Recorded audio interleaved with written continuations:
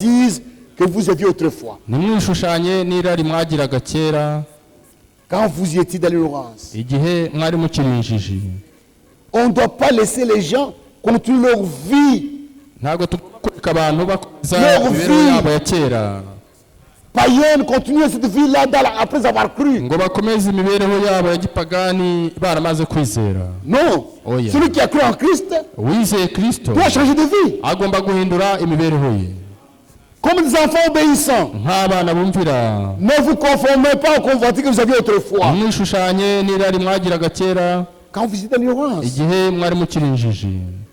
Mais ahubwo celui qui vous a appelé saint. ahubwo nk'uko wabahamagaye ari uwera Vous aussi, aba ariko namwe soyez saints aba ariko namwe mubabera dans toute votre conduite. mu ngeso zanyu zose. C'est ce que Paul enseignait. ibi nibyo C'est ce que Pawulo Pierre disait aux yigishaga gens. nibyo petero yabwiraga abantu. Soyez saints dans la conduite. mube abera mu ngeso zanyu. C'est ce qu'il est écrit. nk'uko byanditse Vous serez saints muzababera car je suis saint. kuko nanjye ndi uwera. Et si vous évoquez comme père, kuko nk'uko uwo mwita data celui qui juge selon l'œuvre de chacun, ari we uca urubanza buri wese sans exception de personne, atarobanuye ku butoni, conduisez-vous avec crainte nuko mugende pendant mutinya le temps de votre pèlerinage. mumare iminsi y'ubusuke bwanyu mutinya. Pourquoi? kubera iki? Sachant que kuko muzi yuko ce n'est pas des choses périssables, ce n'est pas des choses périssables, ibyo mwacungujwe pas de l'argent ou de l'or, ibyo mwacungujwe muve mu que vous ngeso avez été rachetés zitagira umumaro de la bonne manière mwatojwe na ba de sekuruza banyu, vivre atari ibyangirika nk'ifeza cyangwa que vous avez izahabu, hérité de vos pères, ibyo mwarazwe na ba mais sogokuru par le sang banyu, précieux de Christ. ariko ahubwo mwacungujwe amaraso ya kristo. Voilà comment Pierre parlait. uku niko petero yavugaga. Et kandi verset 12. umurongo wa 12 Deuxième Pierre 2:12. petero wa kabiri 12. C'est Pierre qui parle. ni Il petero uvuga s'adresse aux croyants. arimo abwira abizera. petero wa mbere 2:12. Ayez au milieu des païens mugire une bonne conduite. mugire ingeso nziza hagati y'abapagani.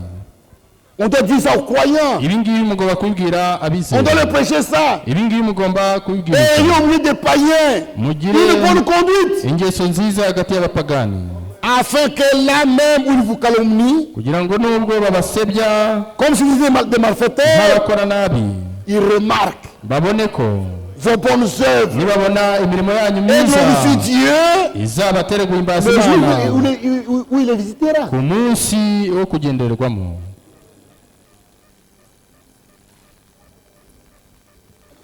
1 Thessaloniciens 4. abatesalonika ba mbere igice cya 4.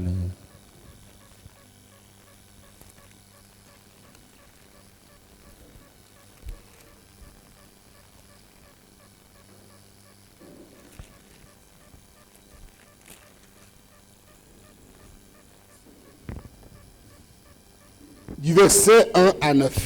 uhereye ku murongo wa mbere kugeza ku wa 9.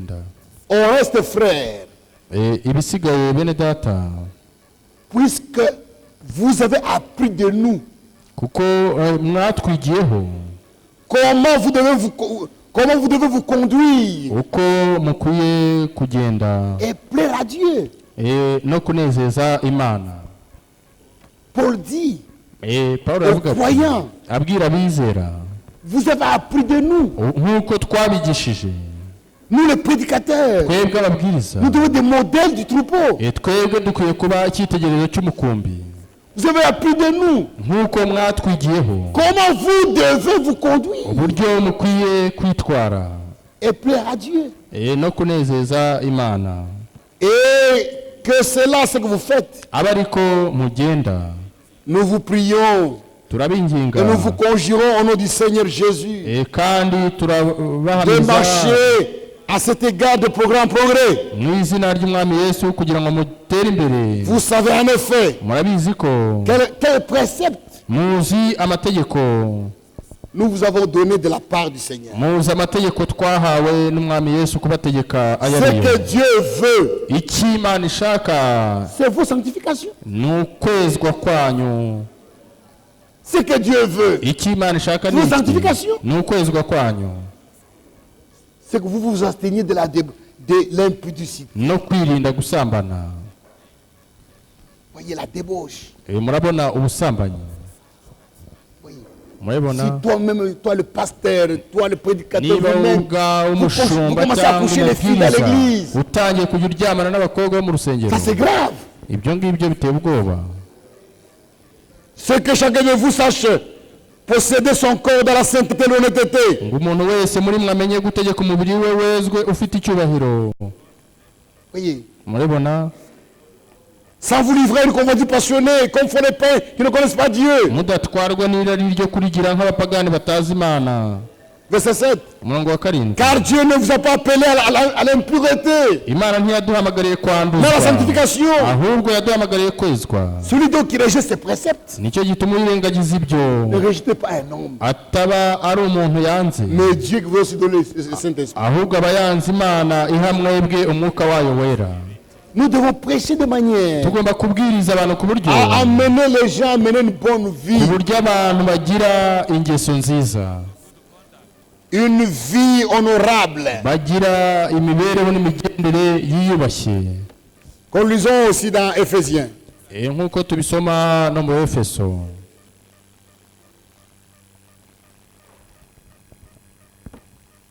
Voici donc ce que j'ai dit. Éphésiens 4, Abefeso igice cya kane verset 17 umurongo wa 17 au verset 22. kugeza ku 22. Voici donc ce que j'ai dit. dore Et ce que je déclare dans le Seigneur. iki nicyo mvuga nkabihamya mu C'est mwami, que vous ne devez plus marcher comme les païens. yuko mutakigenda nk'abapagani. On doit dire ça aux chrétiens. Iki tugomba kubibwira abakristo, Vous ne devez plus marcher comme les païens. uti ntabwo mukwiye kugenda nk'uko abapagani bagenda, Qui ne connaissent, qui marchent sur la volonté de leurs pensées. bakurikiza ibitagira umumaro byo mu mitima yabo. Ils ont l'intelligence obscurcie. ubwenge bwabo buri mu mwijima, Ils sont étrangers à la vie de Dieu. kandi ubujiji buri muri bo, À cause de l'ignorance qui est en eux. no kunangirwa kw'imitima yabo À cause de l'indiscernment de leur cœur. byabatandukanije n'ubugingo buva ku Mana. Voyez. Murabibona, Ils ont perdu tout sentiment. kandi babaye ibiti, Ils se sont livrés à la dissolution. biha Beaucoup ubusambanyi de d'impureté bwinshi, jointes à la cupidité. gukora iby'isoni nke byose bifatanije no kwifuza. Mais vous, ariko ce n'est mwebweho pas ainsi que vous avez appris Christ. ntabwo ari uko mwize Kristo. Si du moins vous l'avez entendu, niba mwaramwumvise et ce conforme à la vérité kandi qui est en mukigishwa Jésus, mukigishwa c'est nawe, en vous que vous avez été instruits à vous dépouiller. mukigishirizwa muri we ibihura no Il est quand muri votre vie Yesu, passée, bibabwiriza by'ingeso zanyu za kera, vieil homme qui se corrompt par la convoitise trompeuse. ko mukwiriye kwiyambura umuntu wa kera uheneberezwa no kwifuza gushukana. C'est ce que Pierre, Ibi nibyo Paul, Petero, il Pawulo répétait aux croyants. nibyo bahoraga basubiriramo abizera.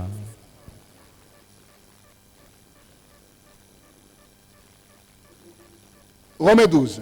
Abaroma 12.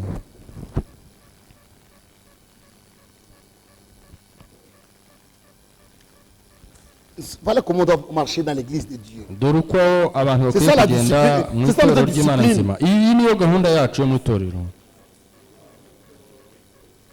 Verset 12. Umurongo wa 12. Pardon, Romains 12, verset 1. Abaroma igice cya 12 umurongo wa 1 mbere. à 2. Umurongo wa mbere kugeza ku wa 2. Je vous exhorte donc, frères, par la compassion de Dieu, à offrir vos corps comme un sacrifice vivant, Nuko saint, agréable à Dieu, ce qui sera de votre part un culte raisonnable. nuko bene data ndabinginga kubw'imbabazi z'Imana ngo mutambe imibiri yanyu ibi bitambo bizima byera bishimwa n'Imana, ariko kuyikorera kwanyu gukwiriye. Ne vous conformez pas au siècle présent. Kandi ntimwishushanye n'ab'iki gihe, Ne suivez pas le monde aujourd'hui. mwe gukurikira aho isigana uyu munsi, Mais soyez transformés ahubwo muhinduke par le renouvellement de l'intelligence, mugire imitima mishya, afin que vous discerniez quelle est la volonté de Dieu, kugira ngo mumenye neza iby'Imana ishaka, ce qui est bon, agréable et parfait. ari byo byiza bishimwa kandi bitunganye rwose. Donc, ni ukuvuga ngo la bonne conduite, une conduite sainte dans l'église. ingeso nziza n'imyitwarire myiza mu itorero Et l'église de Dieu kandi itorero ry'Imana doit marcher dans l'amour. rigomba kugendera mu rukundo. Notre loi, c'est l'amour. Itegeko ryacu ni urukundo. C'est ça notre loi. Iryo ni ryo tegeko ryacu. Nous devons marcher dans l'amour. Tugomba kugendera mu rukundo. Jésus a dit que ce passage nous sera reconnu. Yesu yaravuze ngo icyo nicyo kizatugaragaza. Dans Jean 13. Muri Yohana 13. Jean 13. Yohana 13. Versets 34 à 35. Umurongo wa 34 kugeza 35. Je vous donne un commandement nouveau. Ndabaha itegeko rishya. Aimez-vous les uns les autres. Ngo mukundane bamwe ku bandi. Comme je vous ai aimé. Nkuko Vous aussi aimez-vous les uns les autres. Ariko namwe mukundana. À ceci tous connaîtront que vous êtes mes disciples. Ibyo nibyo bose bazamenyeraho Si vous avez de l'amour les uns pour les autres. ko muri abigishwa banjye nimukundana.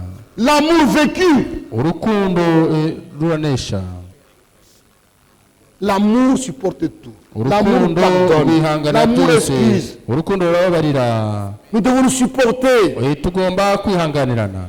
Comme le frère nous a parlé avant la prédication. Nkuko mwene data yatubwirije. Ça fait partie des principes de l'église. Ibyo ni bimwe mu bigize amahame shingiro y'itorero. Comment nous devons marcher entre nous, c'est en nous supportant. Uburyo tugomba kugendana no En kwihanganirana. nous pardonnant. Tubabarirana. Nous devons apprendre à nous pardonner, Tugomba à nous excuser, à nous comprendre. kwihanganirana, kubabarirana no kumvana bamwe ku bandi. Frère Branham disait, je préfère avoir une église sans don, nahitamo kugira itorero ritagira impano mais où l'amour règne. ariko urukundo rukaba rutegeka.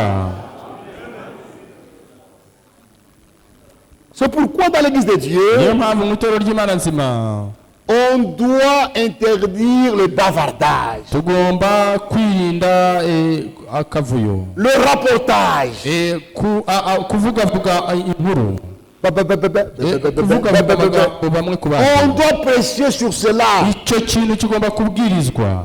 C'est un manque d'amour. Ibyo ngibyo bigaragaza kubura urukundo, Parler mal des autres, kuvuga nabi abandi c'est un péché. ni icyaha. C'est pourquoi Niyo mpamvu on ne doit pas encourager le bavardage. ntabwo tugomba gushyigikira iryo vugavuga ry'amagambo. Et nous les pasteurs, Kandi natwe on ne doit pas abashumba encourager les gens qui viennent accuser les autres. ntabwo ugomba gushyigikira abantu baza kukuregera abandi. Il y a des pasteurs qui croient que Hari abashumba bibwira quand les gens ko viennent accuser les gens chez eux, iyo abantu baje kubaregera abandi c'est le travail du Seigneur. ngo ari umurimo w'umwami. Ça, ce n'est pas le travail du Ibyo Seigneur. ntabwo ari umurimo w'umwami. Ôtez la fait. Ngo runaka Ôtez la yakoze fait. ibi n'ibi, Ôtez yakoze la ibi n'ibi, fait. runaka yakoze ibi Non, n'ibi. frère. Oya bene tata, La Bible dit, Bibiliya iravuga iti ne parlez pas mal les uns des autres. mwe kuvuga ibibi ku bandi. Ça fait partie des principes de l'église. Ibyo ni bimwe mu bigize amahame y'itorero. Dans Jacques, Muri Yakobo la Bible nous a donné tous les principes. Bibiliya yaduhaye amahame yose yo mu On ne doit itorero. pas inventer d'autres principes. Nta mpamvu yo guhimbahimba Ce que la Bible ibindi nous bishya. dit, ce que la Bible nous dit, ça, c'est suffisant pour Ibyo bien Bibiliya marcher. yatubwiye birahagije kugira ngo tugende neza. Jacques 4, Yakobo igice cya 4 11, umurongo wa 11 11 à 12. 11 kugeza kuri 12. Ne parlez point mal les uns des autres. Bene data ntimugasebanye. Celui qui parle mal d'un frère Usebya mwene se ou qui juge son frère cyangwa agacira mwene se urubanza parle mal de la loi et juge la loi. abasebya amategeko kandi niyo abacira urubanza. Or, si tu juges la loi, Ariko nucira amategeko tu n'es pas urubanza observateur de la loi, ntuba mais tu en es uyasohoje, juge. ahubwo ubaye umucamanza. Un seul est législateur et juge, Utegeka agaca imanza ni imwe yonyine, c'est celui qui peut sauver et perdre. ariyo ibasha gukiza no kurimbura. Mais toi qui es-tu, Ariko wowe urinde juge le prochain. ucira mugenzi wawe urubanza. les critiques ne peuvent pas arranger. Gusebanya no kunegurana ntacyo bikemura. Parlant mal des autres, ça ne peut pas arranger la situation. Kuvuga ibibi by'abandi ntago bikemura ibibazo. Mais prier les uns pour les autres, ahubwo gusengerana bamwe ku bandi ça peut changer la situation. nibyo bishobora guhindura ikintu. On ne doit pas encourager ces choses-là. Ntabwo tugomba gushyigikira bene ibintu nk'ibyo. Dans l'église de Dieu, Itorero ry'Imana nzima personne n'a le droit nta muntu n'umwe ufite uburenganzira de parler en mal. bwo kuvuga ibibi. Frère Branham avait présenté une photo de singe. Mwene Branham yerekanye ifoto y'inkende eshatu. Un singe qui avait mis les mains là-bas. Inkende itize ibiganza gutya. L'autre a mis les mains là-haut. Indi ifashe ku munwa. L'autre a mis les mains là-bas. Indi ishyize ibiganza ku matwi. Pour dire, je ne veux pas voir le mal. Yavuga ngo sinshaka kubona ibibi. Je ne veux pas écouter le mal de mon frère. Sinshaka kumva ibibi by'umuvandimwe wanjye. Je veux parler mal de mon frère. Sinshaka kuvuga nabi umuvandimwe. Voilà le principe, comment nous devons marcher dans l'église de Dieu. Ayo niyo mahame y'ukuntu dukwiye kugenda mu itorero. Celui qui parle mal des autres, il pêche. Uvuga nabi akavuga ibibi ku bandi abakoze icyaha. Parce que l'église, kubera ko itorero, le bavardage détruit forcément l'église. Amagambo asenya itorero byoroshye. C'est un poison. N'uburozi. Et maintenant, noneho, si un frère a péché, niba mwene data yakoze icyaha, que faire? hakorwa iki noneho? Un frère a péché. Mwene data yakoze icyaha. Que faire? Hakorwa iki? Comment marcher? Ni gute twabyitwaramo? Galates 6. Abagalatiya igice cya 6. On nous montre comment faire. Baratwereka icyo gukora. Dans Galates 6. Abagalatiya 6. Verset 1. Umurongo wa mbere. Frère, bene data, si un frère vient être surpris en faute, umuntu niyadukwaho n'icyaha, vous qui êtes spirituel, mwebwe ab'umwuka, redressez-le avec un esprit de douceur. mugaruze uwo muntu umwuka w'ubugwaneza. Il a fait la faute. Yakoze ikosa. Ne le grondez pas. Mwe kujya kumutontomera. Serviteur de Dieu. Bakozi b'Imana. Ne grondez pas les gens. Mwe gutontomera abantu. Il a péché, c'est vrai. Yakoze icyaha nibyo. Il a fait une faute, c'est vrai. Yakoze ne le grondez pas. Wijya kumutontomera. Tu n'as aucun pouvoir. Nta butware na bumwe ufite. Tu ne peux pas sauver. Ntabwo ushobora gutanga agakiza, ntushobora no kuzimiza kurimbura umuntu. Vous qui êtes spirituel, mwebwe ab'umwuka, redressez-le avec un esprit de douceur. mugaruze uwo muntu umwuka w'ubugwaneza. La brutalité ne vient pas de Dieu. Guhubuka ntabwo bituruka ku Mana. Nous sommes dans les affaires de Dieu. Turi mu bikorwa by'Imana. La faute a été commise. Ikosa ryakozwe. Parlons avec douceur à la personne. Noneho tuvugane n'uwo muntu mu mutima w'ubugwaneza. Pour l'aider à revenir. Kugira ngo tumufashe kugaruka. Pour aider à revenir. Kugira ngo tumufashe kugaruka. Allez l'aider. Ugende umufashe. Et dans Matthieu muri Matayo 18, Matayo 18, le Seigneur a établi umwami yashyizeho les principes comment nous devons marcher. Yashyizeho uburyo n'amahame yuko tugomba kugenda.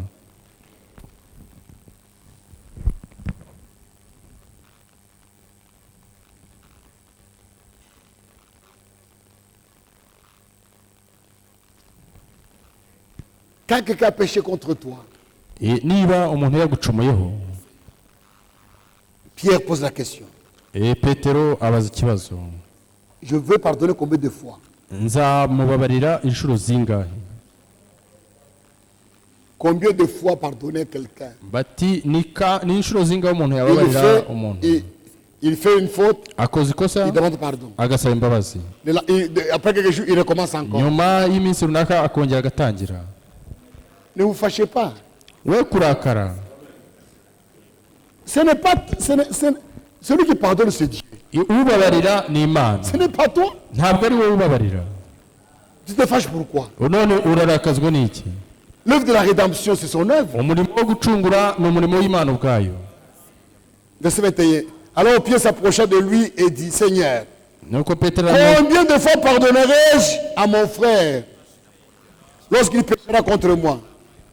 aramwegera aramubaza ati databuja mwene data nangirira Sera nabi, jusqu'à cette fois. nzamubabarira kangahe? ngeze karindwi? Jésus lui dit, Yesu aramusubiza je ne te ati dis pas jusqu'à cette fois, sinkubwiye yuko ugeza karindwi, jusqu'à 70 fois cette fois. ahubwo yuko ugeza 77. Il faut qu'il pêche contre toi 490 fois. birasaba ko agucumuraho inshuro 490. Maintenant, citez-moi un frère qui a fait ça. noneho mbwira mwene data wigeze akora nk'ibyo ngibyo.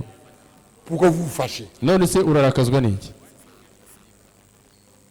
Lui, le sauveur, we umukiza même s'il arrive à ce niveau-là, yaravuze ati nanageze aho ngaho, non, oya, nous devons nous pardonner. tugomba kubabarirana.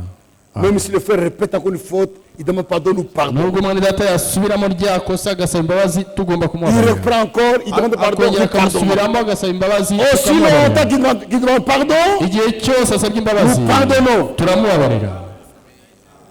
Oh non, oh oya, je ne crois pas ton pardon, frère. ntabwo nizeye imbabazi zawe, Je ne crois pas ton nshaka pardon. imbabazi, Je ne crois pas ta repentance. Je ntabwo ne crois pas dans nemeye ça. gusaba imbabazi kwawe. Tu sais faux. kwihana kwawe ntabwo kuzuye. Tu juges pourquoi? ese urimo uraca imanza kubera iki? Qui t'a dit que c'est faux? ese ninde wakubwiye ko kwihana kwe kutuzuye? Non, frère. oya bene data, Voilà les principes, comment on doit marcher. aya niyo mahame n'imigendere tugomba kugira. Aussi longtemps qu'un frère ou une sœur demande pardon, igihe cyose nous umwene devons data cyangwa mushiki pardonner. wacu asabye imbabazi tugomba kumubabarira. On ne doit pas dire non, il a exagéré. ntabwo bavuga ngo yakabije. Pour dire qu'il a exagéré, kugira ngo uvuge ko il faut yakabije, qu'il ait commis cette faute-là 490 fois. bisaba ko aba yakoze rya kosa inshuro 490. C'est qu'ils doivent avoir péché chaque année, chaque jour de chaque année. bisabye ko aba acumura buri munsi w'umwaka, Ce n'est pas possible. ariko ntibishoboka. Jésus a voulu nous montrer que yesu yashatse kwerekana ko soyez disposés à pardonner. tugomba guhora twiteguye kubabarira. C'est ça l'amour. urwo ni rwo rukundo. Elle continue. arakomeza Dans au verset 15. umurongo wa 15. Si ton frère a péché, none so nakugirira nabi, va ugende et reprends-le ugende umumenyeshe icyaha cye entre toi et lui seul. mwiherereye.